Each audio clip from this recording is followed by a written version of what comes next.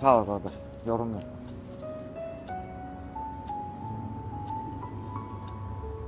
Qardaşım, eşitmədin, dedim yorulmayasan. Eşitdim. Sağ ol demək belə çətindir. Sağ ol. Yox, belə minnətlə sağ ol deyəndə adam sağ ola bilmir. Qardaş, nə istəyirsən, nəsən? Bilirsən nə deyirəm? Yorulmayasan sözünə belə cavab verməyəcək qədər qopub insanlar bir-birindən. Salam verən adam görəndə şübhələnirik. Elə bilir ki, nəsə istəyəcək. Göz-gözə gələndə narahat oluruq. İnsan insana yad olur getdikcə. O neylədim? Mən qardaşım gəldin, çörək istədim, verdim, sənə çıx get də. Ha, o robot deyir də.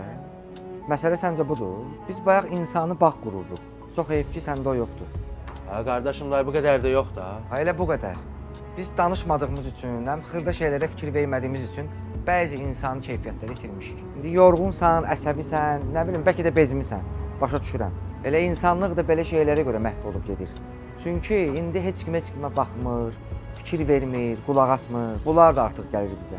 Yük kimi görsənir hər şey. Nəysə.